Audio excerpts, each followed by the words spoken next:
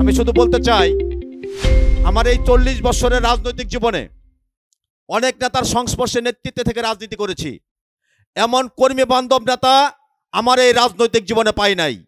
ইতিমধ্যে পার্কির সভাপতি জিন্না বলে গিয়েছে কালিহাতী নির্যাতিত বিএনপির পাশে তিনি কিভাবে ভূমিকা রেখেছেন, কিভাবে দাঁড়িয়েছেন। আমরা সত্যি একজন কর্মী বান্ধব নেতা পেয়েছি। 24-এর 7ই জানুয়ারির ডামি নির্বাচনের আগে জনাব তারেক রহমান আমাকে ফোন দিয়েছিলেন। ফোন দিয়ে কালিহাতীর খোঁজ খবর জানতে চেয়েছিলেন, কালিহাতীর সাংগঠনিক অবস্থান কি, নেতাকর্মীদের অবস্থান কি। সেদিন আমি গর্ব করে বলেছিলাম জনাব তারেক রহমানকে যে কালিহাতীতে সর্বোচ্চ গ্রেপ্তার হয়েছে 46 জন তখন আমাদের নেতাকর্মী জেলখানায়, যা অন্য কোনো উপজেলায় এত গ্রেপ্তার হয় নাই। আমি সেদিন বলেছিলাম তারেক রহমানকে, আমার নেতা আমাদের জনাব তারেক রহমানকে বলেছিলাম, আমাদের নেতা জনাব বেনজির আহমেদ টিটু সার্বক্ষণিক আমাদের দেখভাল করতেছেন। একটা স্বামীকেও 1 টাকা খরচা করে জামিন হতে হয় নাই। ঢাকার হাইকোর্ট থেকে টাঙ্গাইলের লয়ার কোর্ট পর্যন্ত প্রত্যেকটা স্বামীর জামিনের দায়িত্ব আমাদের নেতা বেনজির আহমেদ টিটু নিয়েছেন এবং তিনি জামিন করাচ্ছেন এবং প্রত্যেকটা পরিবারের সাথে তিনি সার্বক্ষণিক যোগাযোগ রক্ষা করে চলেছেন। আন্দোলন সংগ্রামের কথা তিনি জানতে চেয়েছেন।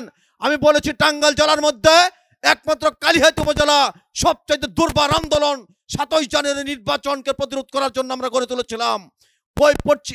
যমুনা সেতুর পূর্ব প্রান্তে আমরা যে আন্দোলন সংগ্রাম গড়ে তুলেছিলাম, সেদিন তারেক রহমানকে বলেছিলাম জনাব বেনজির আহমেদ টিটুর নেতৃত্বে সেটা সম্ভব হয়েছে, আমরা করতে পেরেছি লিডার। তখন আমাকে জনাব তারেক রহমান বলেছিলেন আমি তোকে খুব ব্যস্ত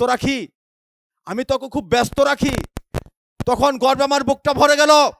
যার নেতৃত্বে আজকে আমরা কালিহাতীবাসী রাজনীতি করে, যার নেতৃত্বে কালিহাতী বিএনপি ঐক্যবদ্ধ, সেই নেতার গুরুত্ব জনাব তারেক রহমানের কাছে কত তাকে সবসময় ব্যস্ত রাখে। আজকে তিনি 7টি জেলা এবং 2টি মহানগরের দায়িত্ব পালন করছেন। এটাকে আমাদের জন্য গর্বের বিষয় না, আমাদের জন্য অহংকারের বিষয় না। সুতরাং সেই রত্ন, সেই মানিক যাতে আমরা চিন্তা ভুল না করে ইনশাল্লাহ আগামী দিনে নাগবাড়িবাসী সেটা প্রমাণ করে দেবেন। আজকের 4 নম্বর মিটিং নাগবাড়িতে আমি সত্যি আনন্দিত, উৎফুল্লিত। অনেক জনাব সাধারণ সিরাজের সাথে সে নাগবাড়িতে অনেক মিটিং করেছি, আমি অবাক হয়েছি আজকের এই উপস্থিতি দেখে।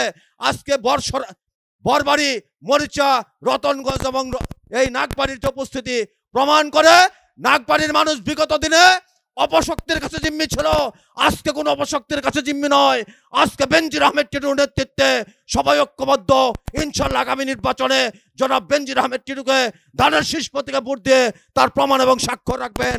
এই বলে আমার বক্তব্য শেষ করছি। বাংলাদেশ জিন্দাবাদ, বেগম খালেদা জিয়া জিন্দাবাদ, শহীদ রাষ্ট্রপতি জিয়াউর রহমান অমর হোক, জনাব তারেক রহমান জিন্দাবাদ, বেনজির আহমেদ টিটু ভাই জিন্দাবাদ। ধন্যবাদ সবাইকে। আসসালামু আলাইকুম।